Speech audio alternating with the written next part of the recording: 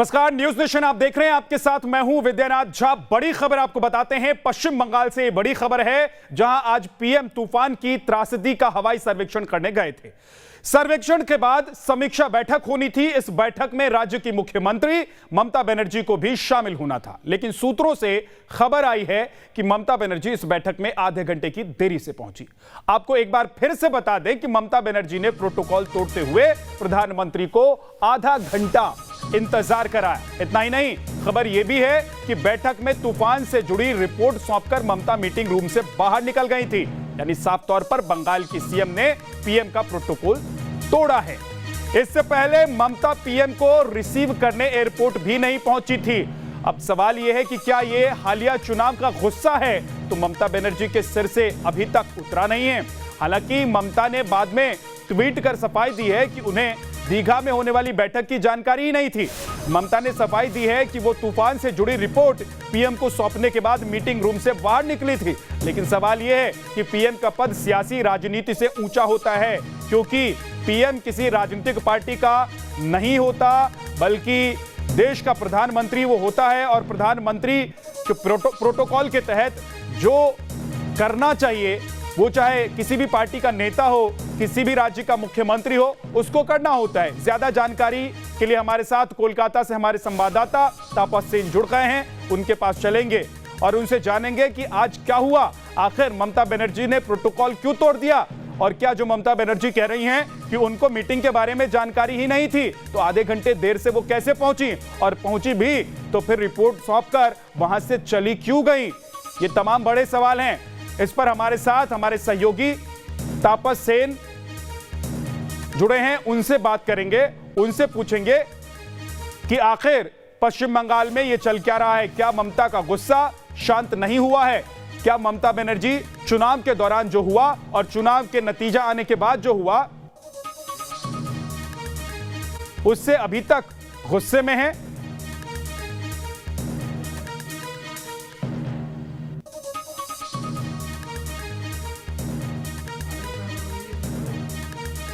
तो आज बड़ी खबर पश्चिम बंगाल से। तूफान की तबाही का रिव्यू करने के लिए प्रधानमंत्री नरेंद्र मोदी पहुंचे हुए थे, लेकिन यहां पर प्रोटोकॉल तोड़ दिया ममता बनर्जी ने। सवाल यह है कि ममता बनर्जी ने ऐसा क्यों किया। वो एक प्रदेश की मुख्यमंत्री हैं और प्रधानमंत्री एक पार्टी के नेता ही नहीं, बल्कि एक ऐसे पद पर बैठे हैं जिसका सभी को सम्मान करना चाहिए। और प्रधानमंत्री होते हुए अगर वो किसी राज्य में जाते हैं तो वहां का जो प्रोटोकॉल है, क्या उस प्रदेश की सरकार को, उस प्रदेश की मुखिया को नहीं निभाना चाहिए, उसका पालन नहीं करना चाहिए? यह बड़ा सवाल है। सवाल यह भी है कि आखिर क्यों ममता बनर्जी ने ऐसा किया। क्या ममता बनर्जी जो कह रही हैं उसमें कितनी सच्चाई है? सबसे पहले तापस के पास चलते हैं, जरा उनसे पता कर लेते हैं कि आखिर हुआ क्या है। तापस, जरा डिटेल में बताइए कि क्या हुआ। क्या ममता बनर्जी जो कह रही है उनको जानकारी नहीं थी मीटिंग के बारे में, यह बात सच है? और फिर पहुंची तो फिर रिपोर्ट थमाकर वहां से निकल क्यों गई? ऐसा क्या हुआ? ऐसी क्या नाराजगी है? विद्या, देखिए दो पहलू हैं। पहली बात तो मुख्यमंत्री आज गई थी उत्तर 24 परगना, दक्षिण 24 परगना के दौरे पर। वहां पर एरियल सर्वे करने के बाद दो जिलों में अलग अलग रिव्यू मीटिंग की, डीएमएसपीज और तमाम बड़े अधिकारियों के साथ क्या करना क्या नहीं करना ये तय किया। फिर उसके बाद वो सागर आइलैंड गई जो दक्षिण 24 परगना में आता है। वहाँ से वो फिर कलाईकुंडा के लिए रवाना हुई। तकरीबन हवाई रास्ते में 45 मिनट के आसपास का वक्त वहाँ से लगता है, लेकिन ममता बनर्जी का लिए 15 मिनट का टाइम फिक्स करके रखा गया था पीएमओ की तरफ से, 2:15 से लेकर 2:30 तक। लेकिन ये जानने में आ रहा है कि ममता बनर्जी तकरीबन आधा घंटा देर से पहुंची और प्रधानमंत्री को इंतजार करना पड़ा। और सिर्फ यही नहीं, प्रधानमंत्री उसके बाद एक रिव्यू मीटिंग भी करना उन्होंने किया जहां पर मुख्यमंत्री का होना था, लेकिन वो नहीं गई उस रिव्यू मीटिंग में। कारण क्या है ये ममता बनर्जी ने साफ तौर पर नहीं कहा या राज्य सरकार ने साफ तौर पर नहीं कहा। लेकिन लेकिन जो अटकलें लगाई जा रही है कि शुभेंदु अधिकारी भी उस मीटिंग में थे, इस वजह से ममता बनर्जी वहां पर नहीं पहुंची थी। लेकिन क्या ममता बनर्जी को इस मीटिंग के बारे में खबर नहीं थी? क्योंकि जब भी प्रधानमंत्री किसी भी प्रदेश में जाते हैं तो पीएमओ के दफ्तर के तरफ से बाकायदा chief secretary, home secretary, principal secretary और जॉइंट सेक्रेटरीज को चिट्ठी लिखकर बाकायदा आइटिनरी दिया जाता है कि प्रधानमंत्री कब पहुंचेंगे, उनका क्या कार्यक्रम रहेगा, उनके सिक्योरिटी के लिए क्या क्या चाहिए। तो अगर उनकी और ये तैयारी में भी देखने को मिला था, तो अगर उनके पुलिस प्रशासन नहीं है प्रधानमंत्री का, पहले से सब कुछ तय होता है। हमारे साथ कुछ खास मेहमान जुड़ गए हैं, उनके पास चलते हैं। एनके सिंह वरिष्ठ पत्रकार हमारे साथ जुड़े हैं, बहुत बहुत स्वागत है सर आपका। बप्पा चटर्जी नेता बीजेपी से हमारे साथ हैं, संजय सरकार नेता टीएमसी से हमारे साथ हैं। एनके सिंह सर, सबसे पहले आपके पास आता हूं, जरा ये प्रोटोकॉल क्या है और इसका पालन करना किसी राज्य के मुखिया के लिए कितना जरूरी है, और अगर प्रधानमंत्री जैसा कोई शख्स पहुंचा हुआ है उस प्रदेश में तो फिर एक मुख्यमंत्री के तौर पर किसी को क्या करना चाहिए, इसके बारे में बता दीजिए, उसके बाद बाकी मेहमानों के पास चलेंगे।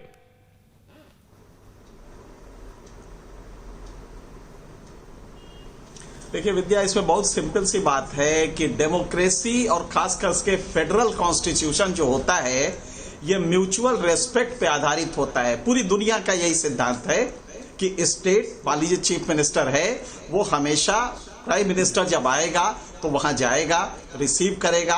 गवर्नर, अगर ऑफिशियल टूर है तो गवर्नर भी जाएगा और प्रधानमंत्री गवर्नर हाउस में रुकेगा। ये कुछ वेस्टमिनिस्टर सिस्टम से ही आया है। म्यूचुअल रेस्पेक्ट की भावना होती है उसमें, और मुझे नहीं लगता कि ममता बनर्जी का ये कहना कि मुझे पता नहीं था, इस तरह की जो मीटिंग्स होती हैं उसका एक बहुत पहले से ही शेड्यूल होता है, स्टैंडर्ड ऑपरेटिंग प्रोसीजर होता है जो पीएमओ से निकाला जाता है। तो ऐसा नहीं है कि उनको मालूम नहीं था। लिहाजा वहां पे हाँ, अगर आप जा रहे हैं 40 मिनट देर किसी वैलिड रीजन से हुआ है, एरियल डिस्टर्बेंस था जिसकी वजह से हुआ है, क्योंकि हो सकता है उस समय 120 की रफ्तार से चल रही थी हवा, तो हो सकता है कि उसमें दिक्कत हुई हो। अगर ये आप एक्सप्लेन कर दें तो कोई दिक्कत नहीं है, लेकिन प्राइम मिनिस्टर को आधा घंटा बैठना पड़े कि सीएम रिपोर्ट देगा, इसमें कोई दो राय नहीं है कि ये वही नाराजगी है जो बहुत दिनों से चल रही है। लेकिन इसका दूसरा भी पक्ष है, शुभेंदु अधिकारी को वहां बैठाने का कोई, अगर ऑफिशियल मीटिंग है तो लीडर ऑफ अपोजिशन की कैपेसिटी में उनको नहीं बुलाया जा सकता। यह प्रोटोकॉल तो प्रधानमंत्री ने भी तोड़ा है। यही क्या उन्होंने उड़ीसा में किया, यही क्या बाकी जगह जाते हैं तो वहां के लीडर ऑफ अपोजिशन को बुला के ऑफिशियल मीटिंग में बैठाते हैं, इसलिए ये वहां से भी टूटा है। लिहाजा हम ये नहीं कह सकते कि प्रोटोकॉल एक तरफ से टूटा है, दोनों तरफ से टूटा है। लेकिन ममता बनर्जी को फिर भी, चूंकि प्रधानमंत्री गए हैं और राहत देने के लिए गए हैं, लिहाजा एक सौम्य चरित्र लेके जाना था, जो कि ममता ने नहीं किया, और वो भी तब जबकि उनके लोग लगातार बीजेपी के लोगों को मार रहे हैं, और ऐसे में भी प्रधानमंत्री वहां जाते हैं और राहत पैकेज अनाउंस करते हैं। लिहाजा राज्य के हित में उनको चाहिए था कि इस समय पूरा विनम्रता का भाव रखें। ठीक है सर। संजय सरकार, बताइए ऐसा क्यों हुआ, आखिर क्यों प्रोटोकॉल आप लोगों ने तोड़ दिया? क्या ममता बनर्जी जो कह रही हैं कि उनको जानकारी ही नहीं थी प्रधानमंत्री की मीटिंग के बारे में, ऐसा संभव है? मैं पहले एनके सिंह साहब को बयान में हम पहले बात बताना चाहते थे। देखिए, संविधान में कहीं भी लिखा नहीं है प्रधानमंत्री जाएंगे तो मुख्यमंत्री उसको रिसीव करने पड़ेंगे। संविधान में तो ये भी नहीं लिखा है सर कि किसी को प्रणाम कीजिए, कहीं भी लिखा हाथ नहीं है जोड़िए, किसी का पैर छुइए, लेकिन अदब में करते हैं ना सर। की जाती है। नहीं, मैं एक चीज आपको बताता ये कन्वेंशन होता है, ये कन्वेंशन होता है। नहीं, मैं मेरे बात सुनिए आप पहले। किसी को आदर देना है, ये संविधान में लाइन नहीं लिखी हुई है ना सर, लेकिन किसी को आदर देते हैं ना संजय सरकार जी। नहीं, मैं एक चीज आपको बता, सुबह से दीदी का प्रोग्राम था, कहा जहां पर आपको मालूम है इतना बड़ा यास हुआ है, तूफान आए हैं, तूफान में जो पीड़ित इलाका है वहां पर जाने के लिए दीदी को पहले से सुबह हिंगलगंज गई थी, दोपहर में फिर उनको दीघा में प्रोग्राम थे, ठीक है। और तीसरे नंबर, संजय सरकार की आवाज कट गई है, उनके पास वापस चलेंगे। संजय सरकार की आवाज कट गई है, आपके पास मैं वापस लौट कर आऊंगा एक बार फिर से। मुझे लगता है कुछ तकनीकी खामी है और नेटवर्क इशू है, वो ठीक हो जाए तो आपके पास मैं लौट कर आऊंगा। तापस सिंह गुप्ता, क्या हो रहा है ये पश्चिम बंगाल में? अगर प्रधानमंत्री नरेंद्र मोदी जा रहे हैं तो क्या आप लोग मुख्यमंत्री को ही जानकारी नहीं दे रहे हैं कि भाई मीटिंग होने वाली है?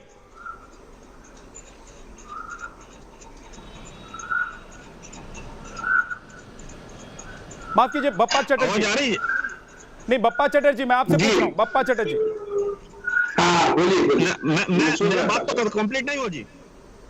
मेरे बात कंप्लीट ही नहीं हुआ जी, मेरे बात तो कंप्लीट करने दीजिए। सर आपकी आवाज कट गई थी, ऑडियो प्रॉब्लम हो गई थी। चलिए आप अपनी बात कंप्लीट कर लीजिए, उसके बाद बप्पा चटर्जी के पास मैं आऊंगा। मैं बता रहा हूं, सुबह से दीदी को पीड़ित इलाका में जहां पीड़ित इलाका है वहां पर दीदी को पहले से प्रोग्राम थे। हाँ, पहले सुबह झिंगलगंज में गए हैं, फिर दोपहर में दीघा में प्रोग्राम थे।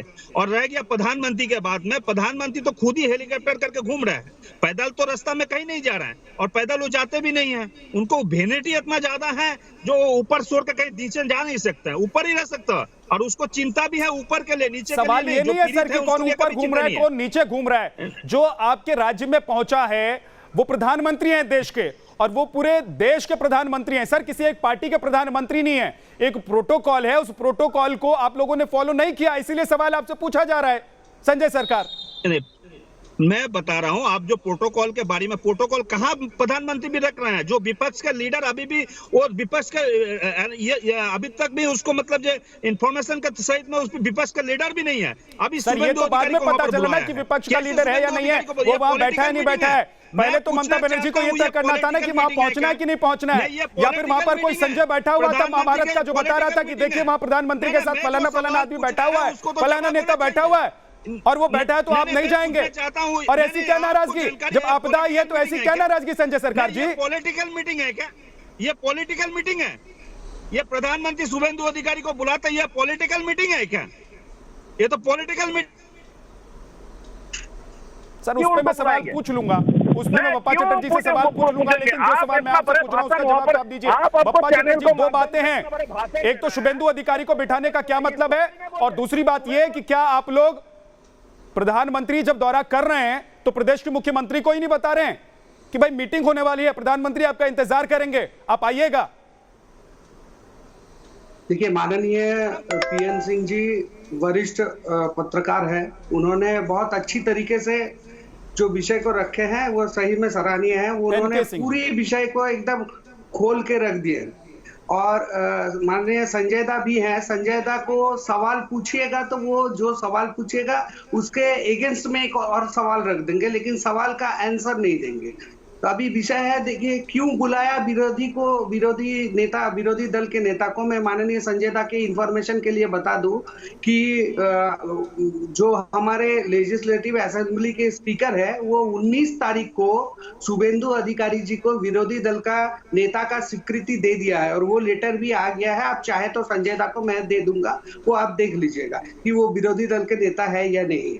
अब रह गया है बात कि विरोधी दल के नेता को क्यों बुलाया गया। विरोधी दल के नेता को इसलिए बुलाया गया, दूसरे प्रदेशों के जगह और बंगाल के जो परिस्थिति है, बंगाल का जो परिस्थिति है वो दूसरा एक निदर्शन तैयार कर रहा है। क्योंकि आप देख रहे होंगे इलेक्शन आज खत्म हो गया है, कितना दिन हो गया भाई, तुम ही तो बोला था दूसरा मैं दीदी गई, बहुत बड़ा भाषण दे रहा था, मैंने बहुत बड़ा भाषण दे रहा था, 2 मई दीदी गई, भाषण किया था, भाषण कहा गया बप्पा चटर्जी, दूसरा में हो गया था, मोदी गई ना, मोदी तो चला गया ना, अरे तुम ही तो बोला था भाई, 2 मई दीदी गई, अभी कौन मत दिखाइए, तुम्हारा दम मत दिखाइए, तुम गई कि नहीं, इतना बड़े भाषण तो मैंने दिया था, 2 मई दीदी गई, भाषण तो तुमने दी थी, तुम्हें इतना ज्यादा दम मत दिखाइए, मैं भी आपसे ज्यादा चिल्ला के बोल सकता हूं, लेकिन बंगाल के तुम लोगों को कोई जगह नहीं है, वो प्रधानमंत्री ऊपर से जो है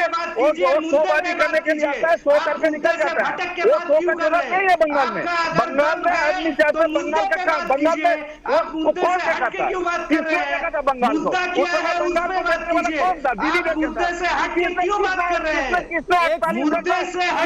बप्पा चटर्जी शांत हो जाइए, शांत हो जाइए, संजय सरकार आप भी शांत हो जाइए, दोनों शांत हो जाइए, 1 मिनट के लिए शांत हो जाइए, दोनों 1 मिनट के लिए शांत हो जाइए। एनके सिंह सर मैं आपके पास आ जाता हूं, तब तक आप लोग थोड़ा शांत हो जाइए, पानी वानी पीजिए, आपके पास लौट कर आऊंगा। दीदी बैठे थे, मोदी नहीं बैठे थे। अरे शांत हो जाइए सर, बप्पा चटर्जी जी अब आपकी आवाज नहीं जा रही है ऑन एयर, शांत हो जाइए थोड़ी देर के लिए। एनके सिंह सर, अगर मान लीजिए शुभेंदु अधिकारी वहां मौजूद भी थे तो ममता बनर्जी को क्या अपना प्रोटोकॉल जो है, जो उनको जिस तरीके से सम्मान देना चाहिए था प्रधानमंत्री को, वो उन्होंने नहीं निभाया, तो क्या उन्होंने ठीक किया? और ऐसा क्या उन्हें करना चाहिए? जब प्रधानमंत्री उनके प्रदेश में पहुंचे हैं, एक तोहफा लेकर पहुंचे हैं और कुछ घोषणाएं वो करना चाहते थे, कुछ जानकारी उनसे लेना चाहते थे, कुछ बातचीत करना चाहते थे, और ममता बनर्जी ने जो किया, क्या वो ठीक किया सर?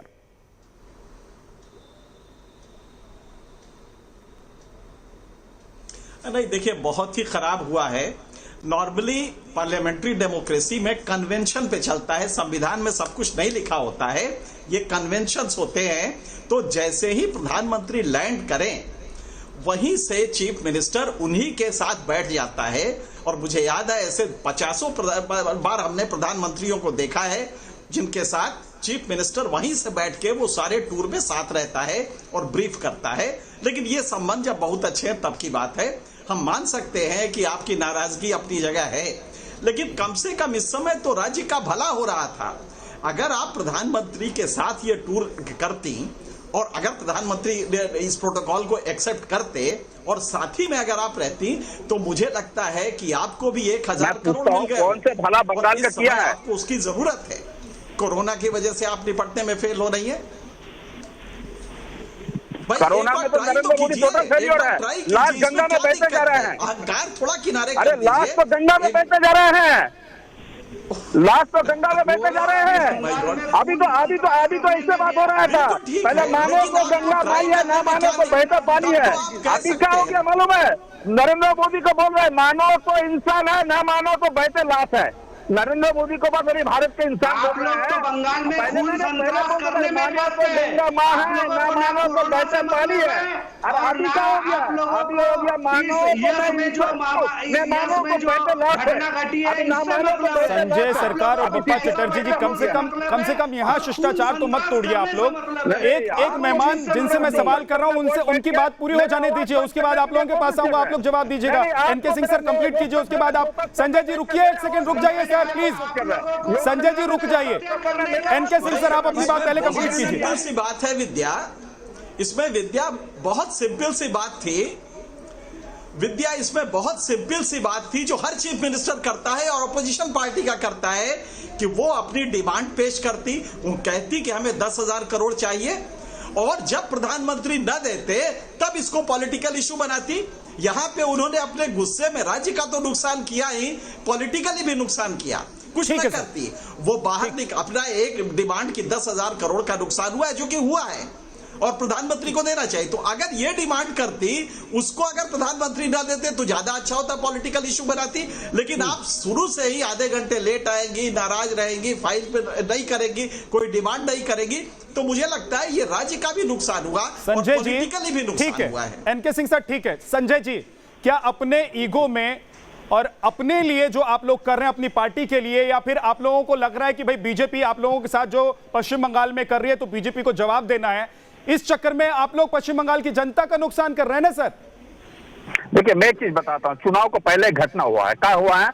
आसाम को 1300 करोड़ मिला नेशनल हाईवे बनाने के लिए, नहीं है मिला। इन लोगों को सत्ता भोग करना है और बंगाल की जनता को हत्या करना है, जुबान का गला घोटकर फांसी में टांग देना है और उन लोगों को मौत के घाट उतारना है। यही इन लोगों का राजनीति जो परिस्थिति है, परिणाम है, यही इन लोगों का चरित्र है। टीएमसी का चरित्र खून संत्रास और दर्शन का है। इसीलिए ये लोग कोई प्रोटोकॉल नहीं मानेंगे, कोई प्रोटोकॉल का परवाह नहीं करेंगे और ये लोग चाहते हैं गणतंत्र का गला दबा के, गला घोट के हत्या कर दे और इनसे अगर कोई सवाल है। और ये बंगाल को हमेशा डिबेट करते ये लोग चीख चिल्लाकर उनका गला का आवाज बंद करने का कोशिश करते हैं। ये उन लोगों का षड्यंत्र है, ये तृणमूल कांग्रेस का चरित्र है, जिसके वजह से आज बंगाल की जनता त्रस्त है, बंगाल की जनता को चुप बनाना। बप्पा चटर्जी एक सेकंड, आप लोग एक साथ चिल्लाने लग जाते हैं सर। अब तो लड़ाई खत्म हो गई,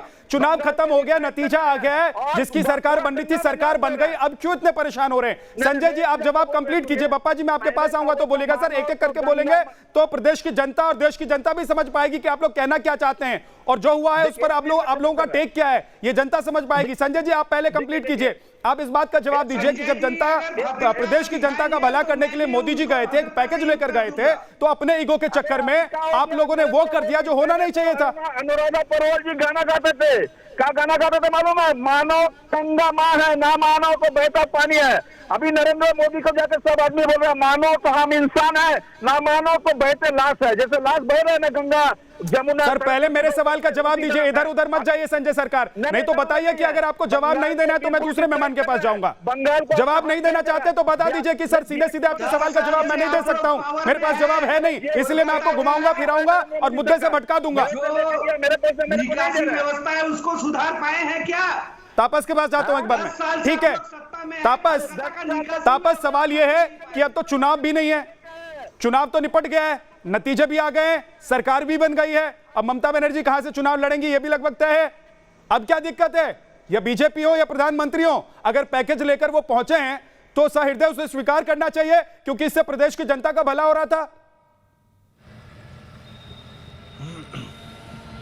जी देखिए, प्रधानमंत्री देश के मुखिया है और मुख्यमंत्री राज्य के मुखिया है, और फेडरल स्ट्रक्चर में ये कर्टसी दोनों में रहता है कि चाहे अपना पार्टी लाइन में अब कहे या फिर राजनीतिक तौर पर कहे, चाहे कितनी भी आपके बीच राजनीतिक तौर पर संपर्क खराब हो, लेकिन जिस कुर्सी पे आप बैठ रहे, चाहे वो चीफ मिनिस्टर हो या फिर प्राइम मिनिस्टर हो, उस कुर्सी की इज्जत करना चाहिए। क्योंकि अगर आप नहीं करते तो आम लोग भी उस प्रेसिडेंस को फॉलो कर सकते हैं, बाकी नेताएं भी इसको फॉलो कर सकते हैं। तो ये बहुत गलत है फेडरल स्ट्रक्चर के। यहाँ ममता बनर्जी अगर आज जाती, रिव्यू मीटिंग 1 घंटे तक चला, 1 घंटे के मीटिंग में अगर वो हिस्सा लेती, 15 मिनट के प्राइवेट मीटिंग के बजाय, तो 4 लोग अपनी बातें रखते, प्रधानमंत्री को कुछ पूछना होता, वहाँ पे प्रेजेंटेशन भी किया गया, तो वहाँ पर और बेहतरीन तरीके से प्रधानमंत्री को समझाया जा सकता था। अगर प्रधानमंत्री के मन में कोई सवाल था, वो डाउट क्लियर भी मुख्यमंत्री कर सकती थी, लेकिन वो नहीं हुआ। वो वहाँ से 10-15 मिनट का वो मीटिंग ख़त्म करके दीघा के लिए रवाना हो गई। वहाँ वो एडमिनिस्ट्रेटिव मीटिंग अभी कर रही हैं, फिर कल एरियल सर्वे करेगी। तो सवाल यही उठ खड़ा होता है कि आज तापस सवाल ये है कि आप तो प्रदेश में रहती हैं, पूरा प्रदेश आपका है, पूरे प्रदेश की जिम्मेदारी आपकी है, आप जो करना चाहती थी आप कर सकती थी, लेकिन कम से कम देश के प्रधानमंत्री अगर पहुंचे हुए हैं तो कम से कम कटसी में जो आपको करना चाहिए था वो आपने क्यों नहीं किया? आपकी जनता के लिए तो कुछ लेकर पहुंचे थे, प्रदेश की जनता के लिए प्रधानमंत्री, फिर उसको आपने स्वीकार क्यों नहीं किया? बप्पा चटर्जी बोलिए, आप क्या कहना चाहते हैं? देखिए, एक मुख्यमंत्री कैसा होना चाहिए, मैं थोड़ा सा आपको रोक रहा हूं, बड़ी खबर आ रही है, अपने दर्शकों को बता देते हैं, आप भी सुन लीजिए, उसके बाद आप अपना जवाब रखिएगा। ममता पर सीपीएम नेता वृंदा कारत ने बड़ा बयान दिया है। दोनों के घमंड में बंगाल की जनता का नुकसान होना तय है और ये होना नहीं चाहिए, ये वो कह रही हैं। साइक्लोन रिव्यू मीटिंग में 30 मिनट देरी से पहुंची है ममता बनर्जी। पीएम मोदी को आधा घंटा उन्होंने इंतजार कराया। क्या उन्होंने कहा, आपको जरा सुनवा देते हैं। देखिए, क्या सच है नहीं है मैं नहीं कह सकती हूँ, लेकिन हाँ ये ज़रूर है कि दोनों की ईगो की क्लैश में, दोनों की घमंड की क्लैश में बंगाल की जनता का नुकसान नहीं होना चाहिए। क्या बप्पा चटर्जी ये घमंड की लड़ाई है, एक दूसरे की घमंड की वजह से नुकसान जो है वो जनता उठा रही है? देखिए, घमंड तो दीदी को है ही, इसमें कोई दो राय नहीं है, क्योंकि माननीय प्रधानमंत्री जी सबका साथ सबका विकास यही स्लोगन लेके पहुंचे हुए हैं और यही काम करने के लिए उन्होंने रिव्यू मीटिंग भी रखा था। तो क्यों नहीं गई और क्यों आधा घंटा बाद पहुंची, ये तो संजय सरकार और माननीय मुख्यमंत्री ममता बनर्जी जवाब देंगे। इसके लिए मैं जिम्मेदारी नहीं लेता हूं, क्योंकि ये मेरा जिम्मेदारी में है भी नहीं। मैं जो बात बोलना चाहता हूं वो विषय ये है कि एक मुख्यमंत्री का एटीट्यूड क्या होना चाहिए। ये नवीन पटनायक जी उड़ीसा के प्रधानमंत्री, हमारे प्रतिवेशी राज्य के हैं, उन्होंने एक उदाहरण खड़ा किया है, एक उदाहरण स्वरूप रखा है कि उनका व्यवहार और उनका जो अप्रोच है, माननीय प्रधानमंत्री को उन्होंने जो अप्रोच किया है कि राज्य की जो आपदा लड़ाई है, जो आपदा आई है उसके विरुद्ध में जो लड़ाई है, वो लड़ाई वो खुद स्वयं से लड़ना चाहते हैं। वो केंद्र से किसी भी तरह का सहायता के लिए अभी प्रेशराइज नहीं करना चाहते, क्योंकि कोरोना के इस दौर में। तो ये नवीन पटनायक जी से मैं कहूंगा कि पूरे भारतवर्ष के जितने मुख्यमंत्री हैं उनसे ये सीख लेनी चाहिए। ठीक है बप्पा चटर्जी, जिस तरह से एक निदर्शन। एनके सिंह सर, अब आखिरी सवाल, वक्त खत्म हो रहा है, आखिरी सवाल आपसे कि क्या जो बप्पा चटर्जी कह रहे हैं कि नवीन पटनायक से ममता बनर्जी को सीख लेनी चाहिए, क्या नवीन पटनायक ने जिस तरीके से प्रधानमंत्री के साथ रह के मुआयना कराया उन्होंने जो बातें पूछनी थी एक दूसरे के साथ बात की, जो हुआ उड़ीसा में, क्या वो पश्चिम बंगाल में नहीं हो सकता है कभी? क्या